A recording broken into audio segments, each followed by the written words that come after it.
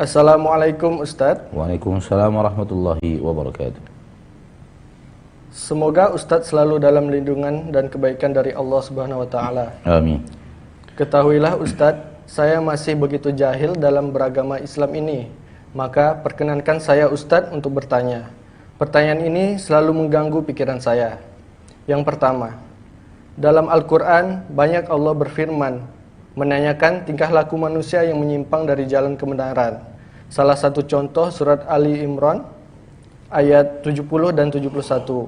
Allah berfirman menanyakan kepada ahli kitab yang mengingkari kebenaran firman dari Allah, dan kita tahu semua padahal dalam hadis sahih Nabi Muhammad SAW bersabda bahwa sebelum Allah ciptakan bumi dan langit dan makhluk semua, kejadian dan takdir sudah Allah tetapkan di Lauhul Mahfuz. Lantas, mengapa Allah masih menanyakan yang sudah Allah tetapkan? Dan yang kedua, dalam Al-Quran, surah An-Nisa Allah berfirman bahwa laki-laki boleh mempunyai istri 4 apabila ia mampu berbuat adil, atau dengan kata lain berpoligami. Dan sifat hakiki dari poligami itu adalah menduakan, yang mana kita tahu semua Allah sangat memerintahkan kita untuk tidak menduakannya. Lantas mengapa Allah memerintahkan kepada manusia untuk khususnya wanita yang tidak disenangi oleh Allah itu sendiri? Demi Allah Ustadz, ini bukan mau membenturkan Al-Quran dan hadis dan mengkritisi firman-firman Allah. Dan tentu Allah tahu niat saya untuk bertanya ini karena ketidaktahuan saya dan kebodohan saya dalam beragama. Terima kasih Ustadz sebelumnya. Besar harapan saya pertanyaan ini dapat terjawab. Jazakallahu khairan. Wassalamualaikum warahmatullahi wabarakatuh. Tadi Ali Imran ayat keberapa? Ali Imran yang pertama itu ayat 70-71. Baik. Ayat 70 dan 71 firman Allah tabaraka wa ta'ala dalam surah Ali Imran, ya ahlal kitab, ya ahlal kitab, lima takfuruna bi ayatillahi wa antum tashhadun, ya ahlal kitab, lima talbisuna al-haqqa bil batil wa taktumuna al-haqqa wa antum ta'lamun. Pertanyaannya adalah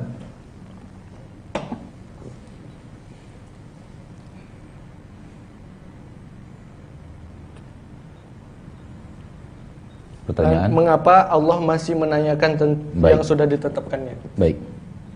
Bertanya di sini bukan berarti Allah tidak tahu.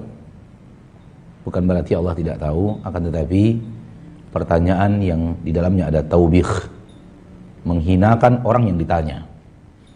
Menghinakan orang yang ditanya.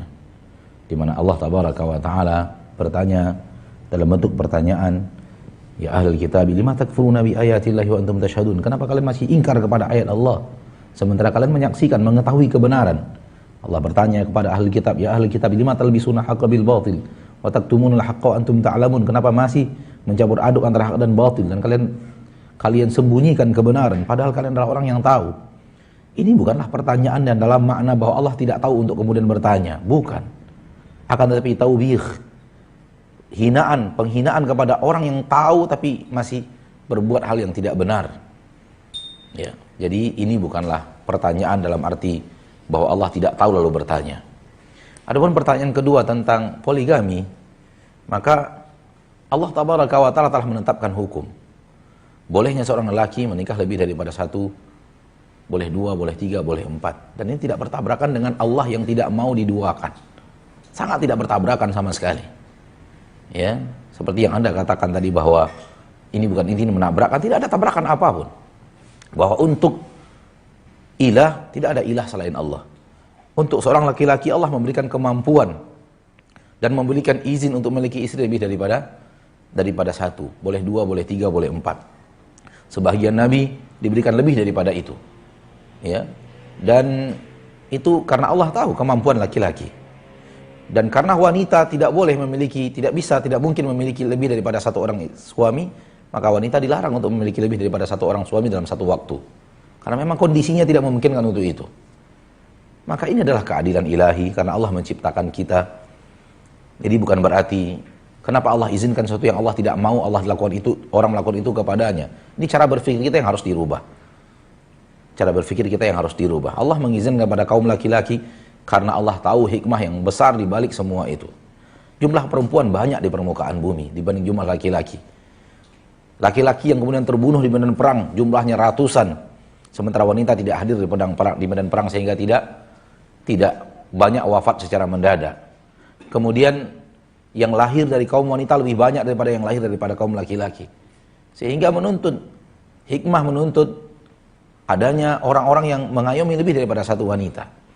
Maka ini bukanlah kezaliman, yang harus difahami ini adalah keadilan ilahi subhanahu wa ta'ala. Wallahu a'lam bishawab. Waalaikumsalam. Ya, dengan Bapak siapa di mana? Assalamualaikum. Waalaikumsalam warahmatullahi. Dengan Bapak siapa di mana? Ini dengan Ricky di Sijunjung. Bapak Riki di Sejunjung. Baik, Bapak langsung dengan pertanyaannya. Ya. Assalamualaikum Ustaz. Waalaikumsalam warahmatullahi wabarakatuh. Silakan. Ya, ini yang mau saya tanyakan gini Ustaz. Ada dulu saya dengar salah satu Ustaz mengatakan. Salah satu? Ada Ustaz yang mengatakan bahwa tiket ke surganya istri itu adalah melalui suaminya, seperti itu. Seandainya suaminya itu meninggal, kemudian dia menikah lagi, maka tiket ke surganya tetap dari suami pertamanya. Nah, ini bagaimana maksudnya nih, Ustaz? Baik. Itu saja. Assalamualaikum. Waalaikumsalam warahmatullahi wabarakatuh. Pertama kita mengatakan bahwa kalimat ini tidak benar sama sekali. Pertama kita katakan bahwa kalimat ini tidak benar. Kalau hanya sampai kepada bahasan yang sangat singkat seperti yang tadi dikatakan, ini tidak benar. Bahwa tiket istri adalah suaminya, suami adalah tiket istri ke surga. Masih banyak. Tauhid adalah tiket ke surga. Itu yang paling penting. Ya, sholat berjamaah, sholat wajib, puasa wajib. Baru setelah itu taat kepada suami. Jadi tidak hanya suami saja dan selesai pada suami saja. Ini batil. Ini batil, tidak benar sama sekali. Namun kalau dia melengkapi apa yang dikatakan Nabi SAW, maka benar. Barang siapa di antara kalian yang sholat 5 waktu, puasa Ramadan, menjaga kehormatan kemuliaannya yang tidak berzina, taat kepada suaminya, dan dia bertauhid, maka akan ke surga. Akan dikatakan kepadanya, masuklah surga dari pintu manapun yang kau inginkan. Tapi hanya semata-mata suami, tidak sama sekali. Wallahu a'lam. Ini batil, wallahu a'lam. Nah.